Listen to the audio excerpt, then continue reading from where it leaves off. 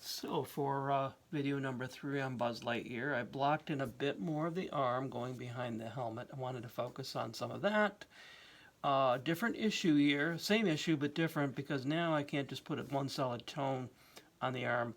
I need to shift tones because we have three distinct, well, four really sections on the arm. We have this light plastic, that's about a 10% base tone, 30 to 40% base tone for the upper arm, and for the ball socket, and then back again to the 10%, and it passes through right in that 10% material. So one thing you'll notice if you're doing the Buzz Lightyear, there's a lot of stuff happening around his face. So you notice I left his face empty. I'm not going to deal with that right now. Main thing I want to do is create this frame around his face. So I'm actually looking at all my tones here as I develop them. And I'm looking at all the darkest darks and the lightest lights and saying, have I hit that tone? That's about a 90 right in there. I'm at more like a 70 here, here, here. So I'm not all the way there yet, but I am pushing those tones. That push and pull between darkest darks, lightest lights in an area, that's how you start to define what's going on. That and edge detail, which I'm going to start showing here. So actually I think I'll put this over here. As I render, you're going to see, number one, I'm going to pull out some of the sharper edges that come into the shadow area. So all of this part here is in indirect light. Soft light, we do get a bit of a sheen on the plastic, so there's a weak highlight. I actually left to highlight here using the paper. There is light that passes across. This is direct light right here. There's even a little hint of light cascading down the front here. Now I do not like to overuse pencil, so I'm not going to go in here and put pencil everywhere. That will ruin your render. Just as a word of warning there. I use it sparingly, so I'm creating an edge here and a little bit of a fade. If I go up here, I've already used a little bit of pencil in here. I can increase that, put another blend across here to make that light a little more intense. Maybe create a little bit more of an edge. Maybe even blend across that edge. Like that. Maybe I want a little bit of reflected light coming back in, possibly. By the way, at this point I could take my white eraser and just pull that out if it wasn't working the way I wanted. That's a nice thing. Before you actually put marker on your pencil, you can actually do that. You can just lift it out. I'm actually going to let that stay.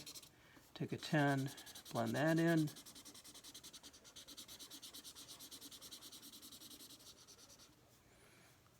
And I tend to scrub a little bit in between. If I work a darker tone area and then I want to go into a lighter tone area, I want to make sure I don't have excess dark tone, because your marker will pick that up, and then next stroke in a light area suddenly you get a dark blob and you're going, oh boy, how do I fix that?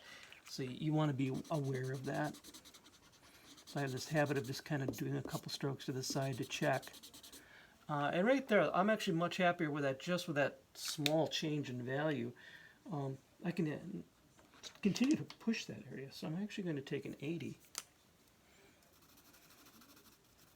And since I have this area wet, and down here as well, I just drop that tone in, and let's take a 20, and just blend it out. And I got a new edge forming here. It's two pieces.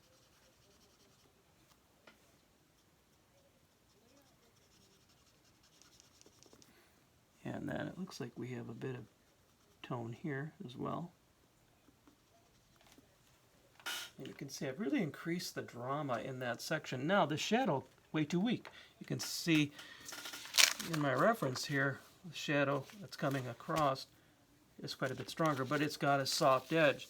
So while the paper's wet, I'm just going to blend across, increase the intensity of that shadow. And then here's where a tiny touch of your black pencil, or even a very dark gray, can introduce that little bit of an edge there. Here again, sparing use of this black pencil. Black pencil, when blended in for the marker, it overpowers very quickly. And I'll kind of show you this. You can see, and see how that pulled that tone. If I actually took this marker and used it in a light area, it'd be a disaster. So you just want to do that, get that tone off of there. But this black and the pencil, it actually is very rich tone. And I can go from, just using black pencil and a 20, I can go from black to 20 very quickly. It's very effective to create a little bit more of an edge. So I'm going to do the same thing here. It's actually another shape here, which is kind of hidden. There goes my reference. And you'll notice too, I blocked in tones here, and I labeled them just to show you what I'm working with for principal tones here. So I do a little fade there, just a little blend, and I take a 20, and you notice I made a jump to a much lighter tone. I don't want this to get overwhelmingly black. I want there to be a light transition there. Don't smear it, just kind of use the marker. And look at how that dark is going to be huge when it comes to contrast with the chin. To get this reflected light on the chin to stand out, I got to work these darkest tones through this whole area, also to define the inside of the helmet. Once I have that kind of thing worked out, I feel confident I can go into the face and very quickly start blocking in the tones like you would say on the Jesse character. The difference being that Buzz's face is surrounded by all this information. So I take really complex things like this and I break them down to 3 tones. I say dark tones, light tones, or dark tones, mid tones, light tones. Where are they? How are they distributed? And as I progressively develop an illustration, I'm actually hitting those tones over and over again. I'm protecting my white highlights. I'm brightening up highlights with a little bit of pencil if I need to. So here I'm actually creating this intense shadow here. There's a little deeper shadow here, so I'm going to go and hit that. So, young illustrator, I was very impatient. And as a result, in painting, I would tend to crack up boards, which was what I did when I was unhappy with the progress in an illustration. I just was too impatient to let it evolve to the point where it started coming together. Read this article, actually in American Artist Magazine or the Artist Magazine, and a woman, a painter, talked about the same problem. Said, if she just set a rule, I will never not finish something. I will take it through to the end, and if it doesn't work out, it doesn't work out, but I will finish everything. And she said it was amazing how she would always get to the critical point around the halfway point of an illustration. That's where she would either want to chuck it or say, this is going to work. But once she had the discipline to make herself finish it, she said 8 or 9 times out of 10, she was quite happy with the finished piece. And so my work at a certain point just looks like a ghost image of the piece. And that's because the values are not fully established. Edges are not yet in place. And you can see I'm doing that right now. I'm doing that work of going in here, pushing that edge, which is in indirect light, bringing it out.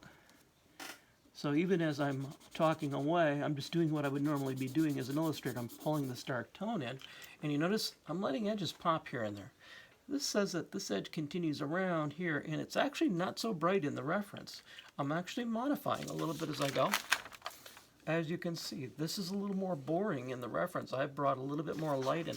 That's perfectly fine. That's a decision you can make as you render. So the last thing, I'm going to come down here. It's a front piece that needs a little bit more drama. This doesn't look like anything yet. So I rewet that area. And by the way, every chunk of this Buzz Lightyear character is its own little illustrated geometric shape. If you treat it that way, you realize, oh, well, this is one rectangular geometric shape attaching to another. If I just focus on that one shape and say, okay, what's the bright side, what's the dark side, where's the transition point, it's easy to kind of forget all the complexity, which can overwhelm you. Same thing with a human figure. They teach you to do the basic shapes of the figure, and then, only then do you start getting into details. So what I've done here is I'm going to hit this shadow. I'm separating these edges. This edge faces up, but it catches a dark shadow here. Then I'm actually going to pass that shadow right over the front side. And you can see I got two subtle tones there. It now looks like light is cascading over that front. And then this little corner right in here, deepen that to get this edge, this front piece, to start standing out more. Maybe cheat this a little, put a little more tone there. Maybe intensify the transition there. Sharpen up the edge with a little bit of white pencil. Again, maybe put a weak highlight right on the far edge like that, and look at that. I've got definition in all these elements here. You know, this is part of what you do as an illustrator is you have to mentally separate everything and develop it progressively, and separate areas. I don't want to deal with the face right now. I want to deal with this. If I get this solved pretty nicely, not totally finished, the face is a lot easier to go into. I also have the arm that I've been working on. I took it about halfway, 2/3 of the way there. So here's that same strategy. I'm going to blend across. And while I'm doing this, I'm just going to complete the blend right into what is the dark background here.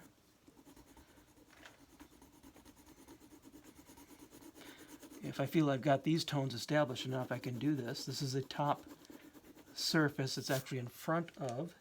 Now the trick here is I'm blending across all these tones, and I don't want to obliterate those tones. So probably my best tool is going to be a clear blender, which I have to find in my bag of tricks here. Amazingly, I have not been using the clear blender at all. Using the 10 and the 20 as my blenders. First time touching the clear blender at this point. The reason is, as I blend across here, I don't want any darkening of tones as I get across here. I'm going to do that trick again where I just blend the white pencil in. And once again, following the contour of the bubble, the helmet. Bring that down. And here, just to show you, there's a little bit of tone caught in the blender. Then, got to sharpen your pencil periodically. If I'm going to do an edge, and I do want to start doing edges. I could bring this back now, but I'm not sure I'm ready. Let's try this. Bring back this edge a little bit more. But I'm also going to do this. Maybe I can do these two things simultaneously.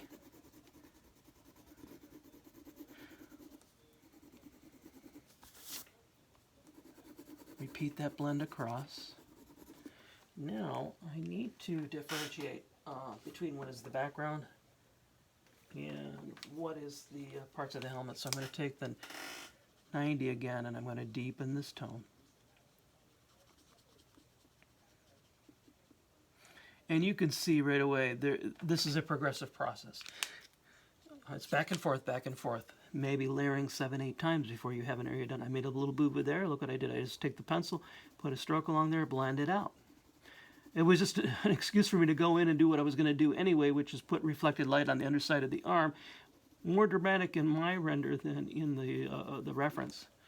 But I can really make that arm pop. Right here, blend back into the marker I just put in. Switch to a light marker like a 20.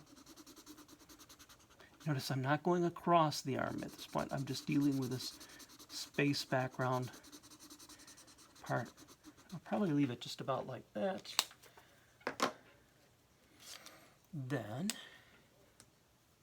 this helmet is clear plastic, so it really doesn't stop very much light. So, I really want it to look clear all the way down to the edge. So I'm reestablishing this dark, approaching the edge, outer edge of the helmet. Same thing here.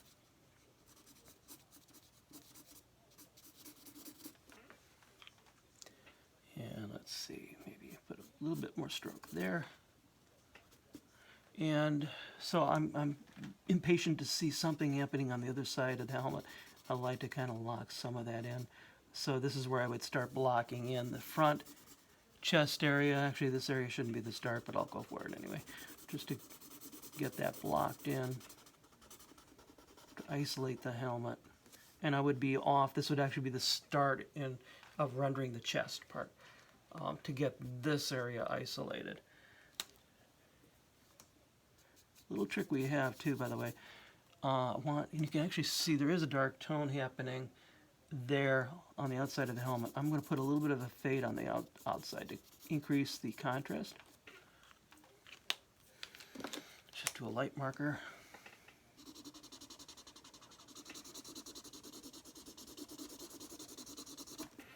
Get the helmet to come forward a little bit more. A little bit more pencil. So like an area right here is where I probably hit it with just a little bit of the white gouache.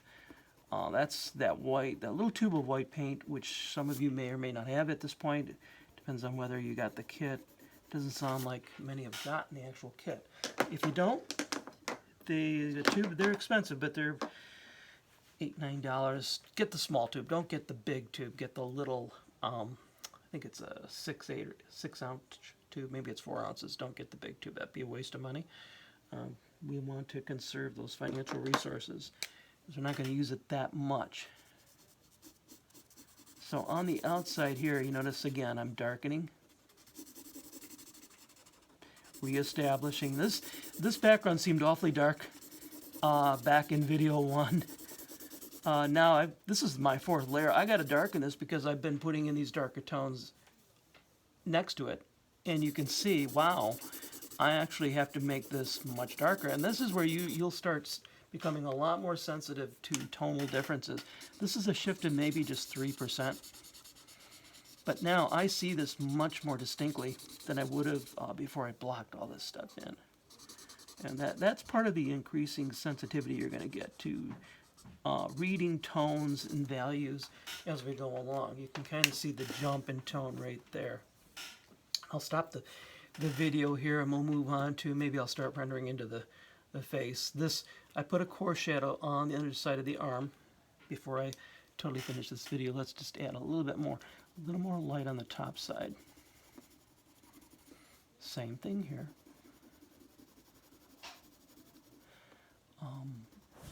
Refining edges, here, top side. Take a darker marker, go right along that edge. The graphite is holding that edge. It's actually underneath there. Same thing here. Again, that 4th layer of the tone. And this arm is starting to look more solid, but you can see I'm still in need of some darker tones. Again, the arm, like right here. There are actual 80s and 90s in here. So if I just look at this area and focus on this area, I can see I'm still missing some of those deeper tones. And I drop them in. That was a 70.